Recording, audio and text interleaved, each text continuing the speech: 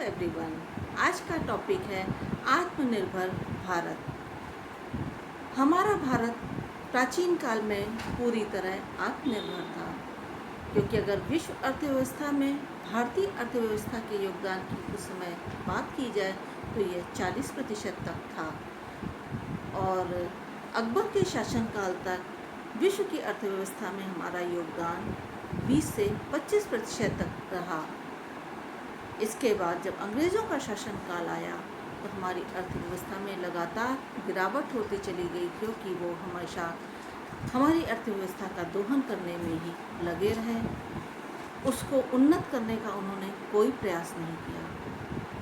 गांव जो किसी भी अर्थव्यवस्था की रीढ़ होते हैं, उन्होंने सबसे ज़्यादा प्रहार उसी पर किया। अगर हम इसके पहले भारतीय अर्थव्यवस्था की बात करें, जो विश्व अर्थव्यवस्था में इतना योगदान दे रही थी, तो उसका पूरा श्रेय गांव की अर्थव्यवस्था को जाता है। उन्होंने हमारी अर्थव्यवस्था को हमेशा आगे करने में अपना महत्वपूर्ण योगदान दिया। आज जब हम एक आर्थिक मंदी के दौर से गुजर रहे हैं, उस समय हमारी सरकार ने फिर से प्रयास किया है कि हम अपनी अर्थव्यवस्था को एक नए शिखर पर ले जाएं, और इसके लिए हमारे प्रधानमंत्री जी ने 3 स्टेप्स उठाए हैं ताकि एग्रीकल्चर सेक्टर को बूस्ट किया जा सके। क्योंकि अगर ये आधार फिर से मजबूत होता है तो हमारी अर्थव्यवस्था फिर से एक नए राह पर चल पड़ेगी। इसमें इन्होंने पहला स्टेप उठाया है जो इसेंशियल कमोडिटी एक्ट 1955 था, उसमें संशोधन करने का। इसमें आपके cereals, pulses, edible oil, oil seed, प्याज और आलू जैसी इसेंशियल कमोडिटीज़ आती हैं, जिनको किसान सरकार द्वारा निर्धारित स्थान पर ही बेचने का उसको अधिकार होता है। वो इसके अलावा और कहीं इसे नहीं बेच सकता। नेहरू जी की सरकार ये एक्ट इसलिए लेकर आई थी ताकि आम नागरिक को इन इसेंशियल कमोडिटीज़ का किसी भी प्रकार से कोई संकट ना हो, क्योंकि उस समय आम नागरिक के हाथ में बहुत कम आय थी।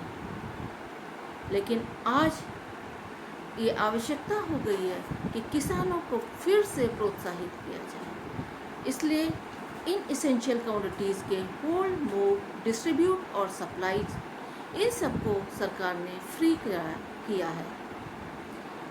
इसके द्वारा अब किसान इंटर स्टेट या इंट्रा स्टेट कहीं पर भी अपनी फसल को बेच सकता है, और उसको लगता है कि उसको वाजिब दाम फलां जगह मिलेंगे तो वो निर्धारित स्थान की बजाय उस जगह जाकर अपनी फसल बेचेगा।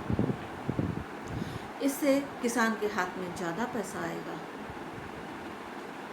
इसी दिशा में एक कदम उठाते हुए हमारे प्रधानमंत्री जी ने farmers agreement on price assurance and farm services ordinance को लाने का फैसला किया। इसमें उन्होंने कॉन्ट्रैक्ट फार्मिंग पर जोर दिया है, जिसमें किसान और जो बड़े होलसेलर हैं या लार्ज रिटेलर्स हैं, उनके बीच में एक कॉन्ट्रैक्ट होगा और उसमें ये पहले से ही तय हो जाएगा कि किसान को उसकी फसल की क्या कीमत मिलेगी, यानी प्राइस पहले से तय होगा। इसके अलावा किसान चाहे तो अपनी ज़मीन भी अनुबंध के तहत उन्हें दे सकता है।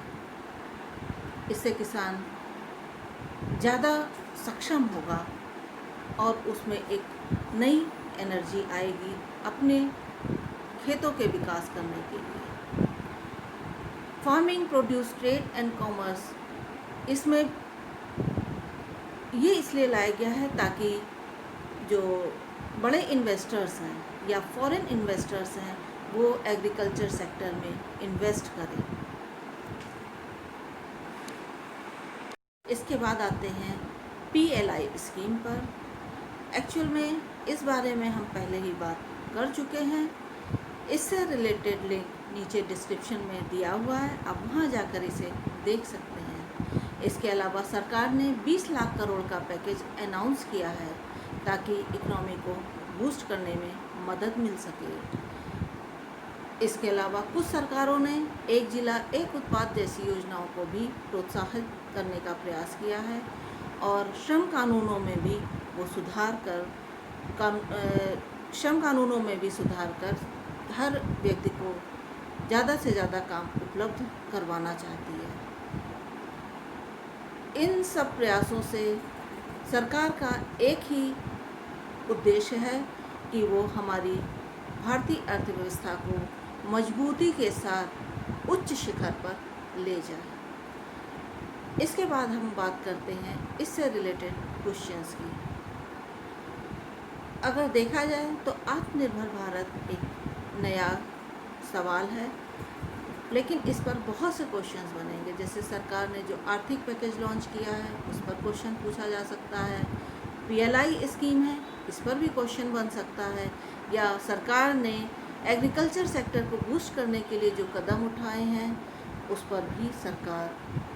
पर भी क्वेश्चन तैयार किया जा सकता है, क्योंकि इससे रिलेटेड किसी न किसी फॉर्म में आपसे क्वेश्चन पूछा जाएगा। Thank you. अगर आपको मेरा ये वीडियो अच्छा लगा हो तो इसको लाइक कीजिए, शेयर कीजिए, सब्सक्राइब कीजिए।